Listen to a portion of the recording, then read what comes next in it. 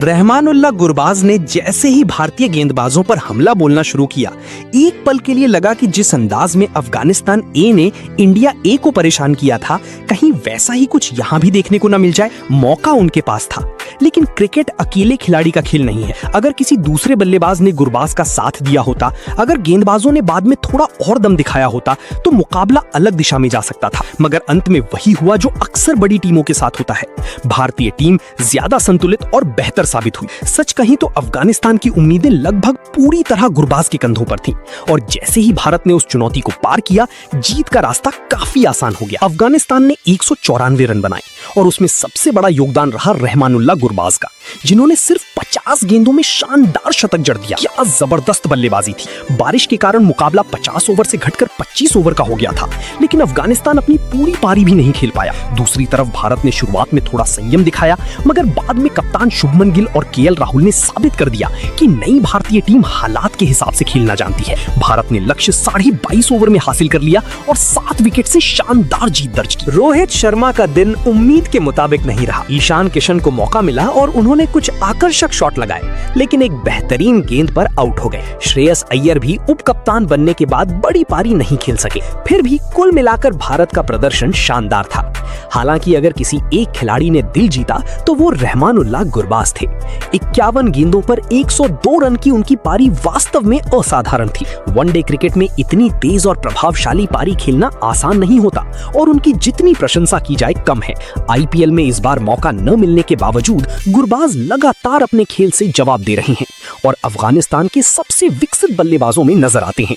कप्तान हशमतुल्लाह शाहिदी ने भी संघर्ष किया। उन्होंने 30 गेंदों पर 27 रन बनाए। उमरजई ने 16 गेंदों में 26 रन जोड़े, लेकिन इन दोनों के अलावा कोई भी बल्लेबाज 10 रन के आंकड़े से आगे नहीं बढ़ पाया। यही वजह रही कि जो टीम एक समय 240-250 के आसपास पहुंचती दिख रही थी, वो 194 रन पर सिमट गई। शुरुआत भी बेहद खराब रही थी।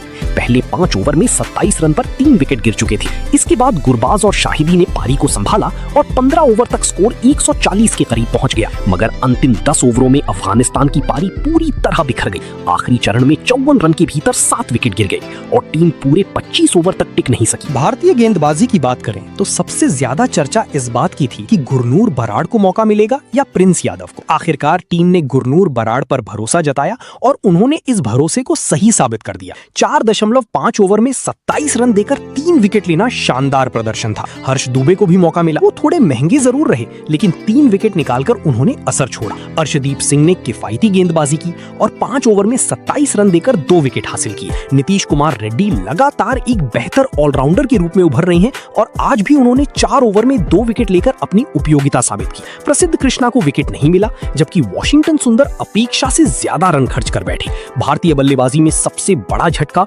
रोहित शर्मा का जल्दी आउट होना रहा। उनसे और बड़ी पारी की उम्मीद थी, लेकिन अभी टूर्नामेंट में 2 मुकाबले बाकी हैं और उम्मीद की जा सकती है कि वो वापसी करेंगे। मेरे लिए सबसे सुखद बात कप्तान शुभमन गिल की बल्लेबाजी रही।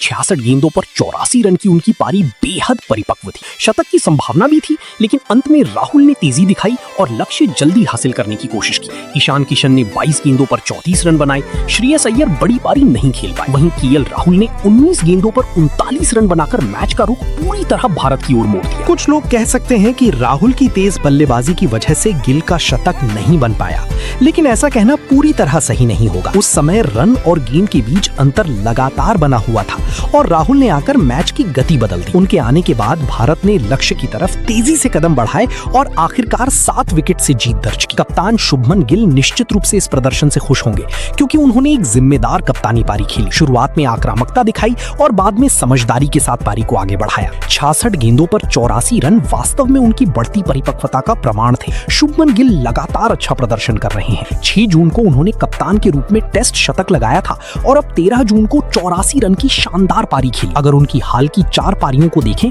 तो 56, 23 और अब 84 रन दिखाई देते हैं। वनडे क्रिकेट में सबसे तेज 3000 रन बनाने वालों की सूची में भी वो दूसरे स्थान पर पहुंच गए हैं। हाशिम अमला ने ये उपलब्धि 57 पारियों में हासिल की थी, जबकि गिल ने 62 पारियों में। उन्होंने साई होप, फखर जमान, इमामुल हक और बाबर आजम जैसे बल्लेबाजों को पीछे छोड़ दिया है। हालांकि उनकी असली तुलना आगे चलकर विराट कोहली से होगी और ये देखना दिलचस्प रहेगा कि वो उस स्तर तक पहुंच पाते हैं या नहीं। दूसरी तरफ अफगानिस्तान के लिए रहमानुल्लाह गुरबाज की पारी भी लंबे समय तक याद रखी जाएगी। भारत जैसी मजबूत टीम के खिलाफ इतनी तेज सेंचुरी लगाना बेहद मुश्किल काम है। शाहिद अफरीदी ने कभी 45 गेंदों पर शतक लगाया था और अब गुरबाज ने 48 गेंदों में यह कारनामा कर दिखाया। ये अफगानिस्तान के लिए सबसे तेज वनडे शतक भी बन गया। इससे पहले ये रिकॉर्ड मोहम्मद शहजाद के नाम था। भारत के खिलाफ ये उपलब्धि हासिल करना इसे और खास बना देता है। अगर भारत के खिलाफ सबसे तेज वनडे शतकों की सूची देखें तो गुरबाज अब शीर्ष नामों में शामिल हो चुके हैं। एक वनडे पारी में अफगानिस्तान के लिए सबसे ज्यादा छक्के लगाने वाले खिलाड़ियों में भी उनका नाम पहले से मौजूद था और आज उन्होंने फिर 8 छक्के लगाकर अपनी ताकत दिखाई। 50 को 100 में बदलने के मामले में भी उनका रिकॉर्ड शानदार है। 53 पारियों में 9 शतक और 7 अर्धशतक अपने आप में उनकी गुणवत्ता को दर्शाते हैं। भारत के लिए आज की सबसे सकारात्मक बात गुरनूर बराड़ का प्रदर्शन रहा। चयन को लेकर कई सवाल उठे थे क्योंकि उन्होंने ज्यादा मुकाबले नहीं खेले थे और कुछ लोग प्रिंस यादव को प्राथमिकता देने की बात कर रहे थे, लेकिन कप्तान शुभमन गिल ने बराड़ पर भरोसा जताया और उन्होंने 3 विकेट लेकर खुद को साबित कर दिया। यही किसी भी युवा खिलाड़ी का सबसे अच्छा जवाब होता है। रोहित शर्मा का रनआउट होना भी एक दिलचस्प घटना रही क्योंकि वो बहुत कम बार रनआउट होते हैं। लंबे समय बाद ऐसा देखने को मिला। हालांकि उनके प्रशंसक उनसे और ज्यादा उम्मीद कर रहे थे। केएल राहुल ने एक बार फिर दिखाया कि वो कितने बहुमुखी खिलाड़ी हैं और किसी भी भूमिका में खुद को ढाल सकते हैं। भारत की ये नई टीम काफी संतुलित दिखाई दे रही है।